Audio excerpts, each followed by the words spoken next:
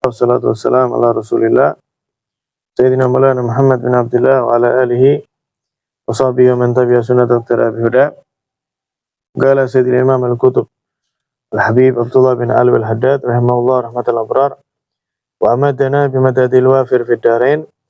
Al-Habib Abdullah bin Ali al-Haddad radhiyallahu taala anhu, beliau melanjutkan wasiatnya dengan mengatakan wa alaika bil muwadhaba ala mutala'at kutubil qom wa nadhari fiha, dan hendaknya engkau terus-menerus untuk menelaah daripada kitab-kitab orang-orang yang soleh, orang-orang yang mulia, wa nadhar fiha, dan memperhatikan apa yang ada di dalamnya.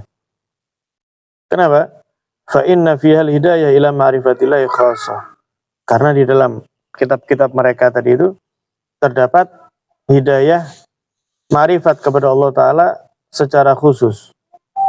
Karena memang kitab itu, susunan kitab atau bahkan secara umum susunan buku adalah merupakan hasil daripada apa yang selama ini didapatkan oleh seorang penulis dalam ilmu apapun ya.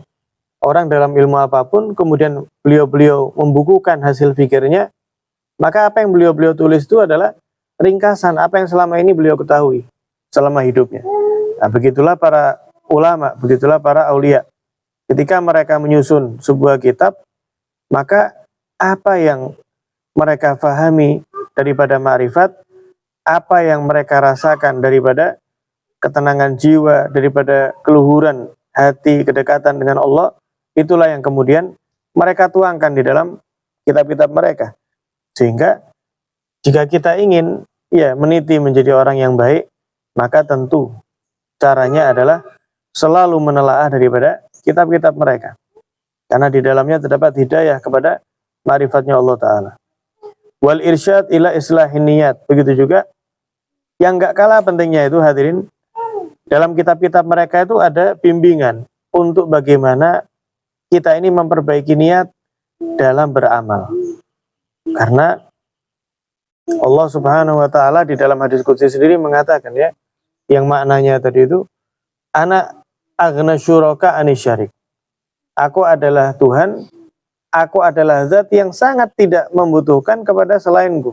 Sehingga ketika ada hambaku yang menyematkan, menyandingkan diriku dengan sosok lain dalam amalnya, maka aku tinggalkan amalan tersebut untuk sosok lain itu.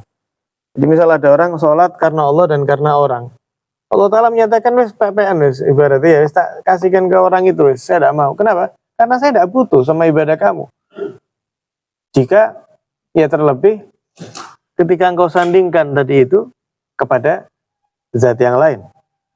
Sehingga niat ini sangat-sangat penting sekali. Bagaimana amal kita tuh semoga diterima oleh Allah Ta'ala, gobul makbul. Itu tidak ada lain, ruhnya, kalau kata Habib Muhammad bin Abdullah al-Idrus itu dalam kitabnya, yaitu Asrar al-Muqarrabin, ruhnya amal itu apa? Yaitu niat. Manusia tidak ada ruhnya, meninggal dunia. Maka amal tidak ada ruhnya. Yaitu apa? Yaitu niat untuk Allah, maka nihil, sia-sia.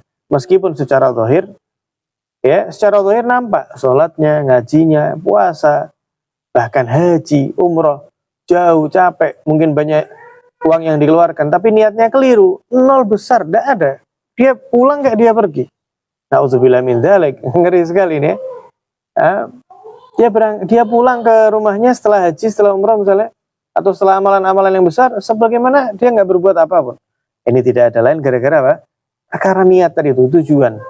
Maka kata beliau, lah kita bisa paham bagaimana sih niat yang baik, bagaimana pentingnya menata niat, bagaimana bahayanya kesusupan niat yang nggak baik. Itu kita dapatkan ya di kitab-kitab mereka ini, orang-orang yang sudah berhasil, sudah mengkaukan hawa nafsunya kau sudah. Lah, apa caranya?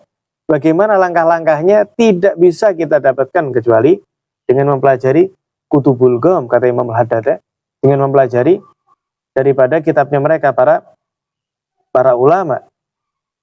Wa ikhlasil a'mal, ikhlas dalam beramal. Ini kita tidak bisa dapat kecuali dengan bimbingan mereka. La ilaha illallah wa tahdzibin nufus. Begitu juga di dalam membimbing hati menjadi hati yang baik, ya, menjernihkan hati, membersihkan hati daripada riya, daripada sombong, daripada ujub, daripada iri dengki dan lain sebagainya.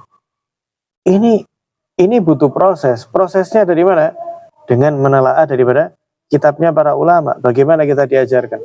Ya, cara ikhlas, cara khusyuk, cara biar nggak sombong, cara biar nggak ujub, ya. Kemudian cara biar nggak riya, cara biar nggak hasud, nggak iri dengki. Ini penyakit-penyakit hati yang kita dapatkan di kitab-kitab mereka. Ila ghairi dzalik minal ulum an-nafi'ah, dan selain itu daripada ilmu-ilmu yang sangat-sangat banyak sekali. Tapi di sini Imamul Haddad, ya, sebagaimana yang awal kita bahas, ini kitab tipis sekali. Jadi beliau ketika menyebutkan itu yang memang poin-poin terbesarnya. Ma'rifat, ya, menata niat, menata ikhlas, menata hati.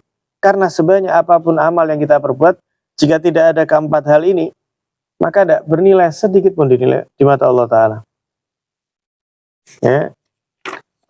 Ilmu-ilmu yang manfaat, yang mana menggiring kita, membimbing kita, menggandeng kita kepada keberuntungan dan keselamatan. Apalagi bagaimana, ya, dalam hadis yang masyhur sekali itu. Nabi SAW bersabda, man salaka thariqan yaltamisu fihi ilman sahalallahu lahu, ya, salakallahu bihi thariqan ilal jannah. Barang siapa yang meniti jalan, mungkin dia jalan kaki, mungkin naik sepeda motor, mungkin naik mobil, mungkin naik kendaraan, yang dia tadi itu semata-mata meniti jalan tadi itu untuk mencari ilmu, untuk ngaji. Maka dia jalan tadi itu bersusah payah untuk berangkat ngaji. Nah, maka dengan langkah itulah Allah Ta'ala mempermudah jalannya menuju surganya Allah Subhanahu wa Ta'ala. Semakin sering dia hadir majelis ilmu, semakin Allah Ta'ala mempermudah jalannya, nyemplung, masuk langsung ke dalam surganya Allah. Mudah-mudahan kita termasuk, amin ya rabbal alamin. Bahkan lebih dari itu, wa innal malaikata la tadau ajnihataha li talibil ilmi ridwan bima yasna.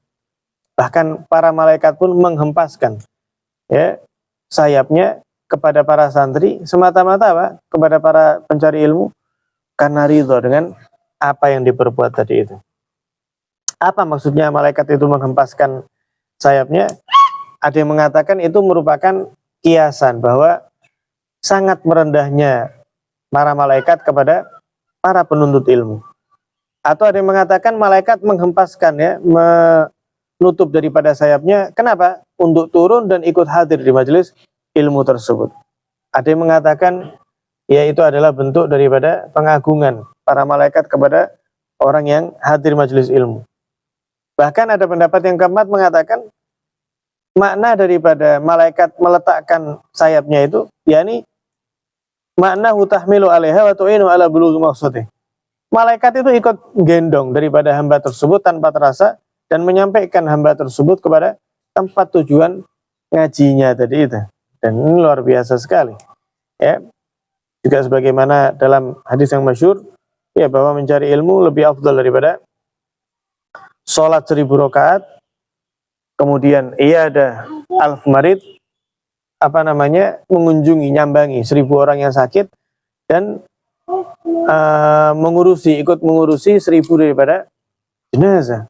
Ini luar biasa. Orang kalau sholat, ya, kemudian mengunjungi orang sakit tidaklah pulang kecuali dosanya diampuni oleh Allah. Kemudian ikut ngurusin jenazah, ya, katanya Nabi, orang itu kalau sampai ikut memakamkan sampai selesai pulang, itu dia pulang bawa 2 qirot daripada pahala besar.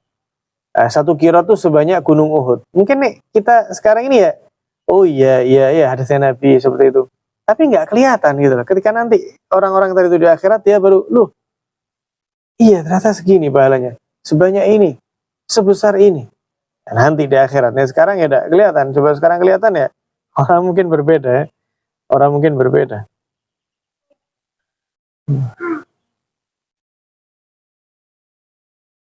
Bahkan ini orang-orang kan berangkat ibadah haji ini, ya, mudah-mudahan lancar semua, ya, mabrur, sehat, selamat semua pulang dan pergi. Berangkat dan pulang. Nabi SAW beliau bersabda, man kharaja fi talabil ilm fa huwa fi sabilillah hatta yarji. Barang siapa yang keluar cari ilmu, maka dia dihitung sabilillah, berjuang di jalannya Allah. Sampai kapan? Sampai pulang. Cuman ngaji saja, ngaji ilmu. Tapi pahalanya apa? Dahsyat sekali. Bahkan dalam hadis yang lain, Nabi SAW bersabda, apalagi ngajinya di masjid ya, man ghoda ilal masjid. Barang siapa yang berangkat menuju rumah Allah, la yuridu, dia nggak ada pengen lain. Illa an yata'allama khairan au yu'allim. Kecuali pengen belajar ngaji atau pengen mengajarkan ilmu di masjid tersebut. Apa pahalanya kata Nabi SAW? Kana lahu ka'ajri hajin tamatin hajatuh. Dapat pahala ibadah haji. Bukan hanya ibadah haji saja katanya Nabi ya. Sudah ibadah haji tamatin haju. Haji yang sempurna. Sempurna versi Nabi Muhammad sallallahu alaihi wasallam. Orang haji setahun sekali. Ini kita bisa ngaji berapa kali dalam seminggu. Ya, ketika ikut hadir majelis taklim tadi itu luar biasa sekali, panjang juga kita bahas. Maka dari itu jangan bilangnya. Maka dari itu kata Imamul Haddad apa? Dengan keutamaan yang demikian, fala yumsiku an mutala'atiha wan nazar fiha, maka tidak ada orang yang menahan diri daripada menelaah, daripada membaca, ya, memperhatikan kitab para ulama, illa man amiyat basiratu. Kecuali memang orang yang mata hatinya itu sudah tertutup, sudah nggak bisa melihat lagi kebaikan, wa adlamat sariratu, dan hatinya pun gelap gulita, naudzubillah min dzalik. Wa in dhaqa waktu, jika waktu kamu tadi itu sempit, ya karena banyaknya aktivitas, walam yattasi an-nazar fiha umuman, dan tidak bisa menelaah secara banyak, secara umum, maka nasihat beliau, fa khussal kitab al-Ghazali minha, maka minimal kamu membaca kitab-kitabnya Imam Al-Ghazali. Ada Bidayatul Hidayah, ada Ayyuhal Walad, yang paling dahsyat juga Ihya Ulumuddin gitu ya. Ada Minhajul Abidin, banyak sekali. Minhajul Abidin itu juga dahsyat sekali. Nah, kata beliau, kata Imam Al-Haddad, minimal kamu baca kitab-kitabnya Imam Ghazali itu. Kenapa? Fa innaha min anfa'iha wa ajma'iha wa abda'iha. Karena kitab-kitab Imam Ghazali ini paling banyak manfaatnya, paling komprehensif, paling menyeluruh pembahasannya, dan wa abda'iha paling apa? Dahsyat sekali.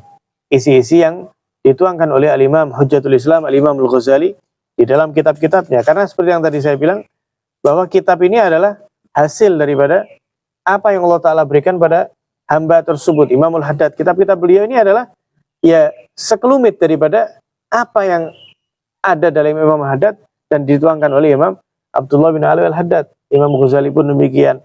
Ya, Imam Nawawi pun dalam fikih juga demikian, dalam hadisnya, dalam tasawufnya. Mudah-mudahan kita dijadikan oleh Allah Subhanahu wa taala hamba-hamba yang istiqomah. Ya. Kemudian hamba-hamba yang dibimbing oleh Allah untuk menata niat, menata hati di dalam segala amalan kebaikan yang kita upayakan semata-mata kita mengharap daripada ridhonya Allah taala. Amin ya rabbal alamin. Sallallahu ala sayyidina Muhammadin wa ala alihi wa sahbihi wasallam. Walhamdulillahi rabbil alamin.